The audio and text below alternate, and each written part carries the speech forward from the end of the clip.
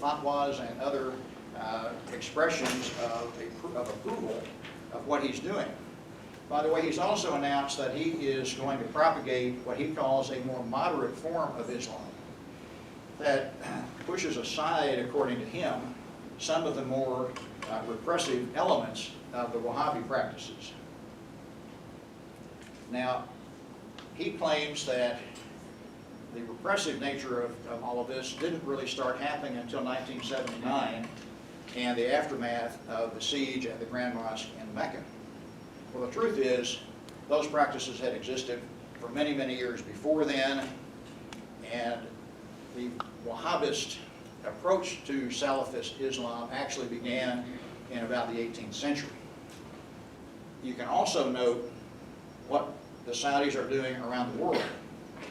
So in Malaysia, for example, and other parts of South Asia, they are bringing in their own Wahhabi clerics and building mosques and shoving aside the more moderate Muslims and more moderate clerics who have been practicing there. This has led to some real tension between the Prime Minister of Malaysia and the Saudis. And I think that that story has not yet been fully written either. So if this Crown Prince is really all that much of a reformist, it isn't getting through to the textbooks they're exporting or to the religious doctrine they're exporting. Okay, and this will be our final question. I just wanted to ask what the opinion of MES would be on the extent of religious extremism in today's Saudi Arabia.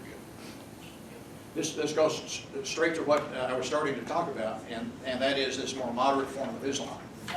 He has basically tried to make a distinction between being a devout Muslim and many of the social customs that have been attributed to Islam, but in fact are largely tribal and cultural in nature.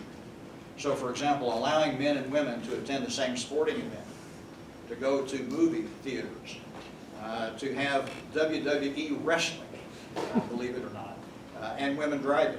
All of this had been attributed to the so-called Wahhabi effect, but I think what he's trying to do is say, no, you can be a good Muslim, but you can still have a more progressive social interaction.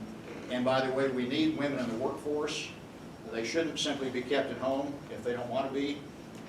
And so all of these practices, I think, are now being looked at separately and as a means of perhaps going back to a core belief, but without so many of the tribal trappings that they've added over the years.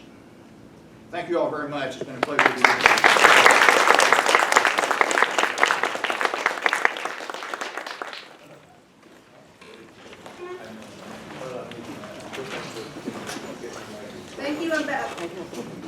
Thank you, Ambassador Jordan. We really appreciate your thoughts and powerful message that encourage meaningful conversation, critical thinking, and a deep understanding around our collective experiences. Let's give Ambassador Jordan another round of applause.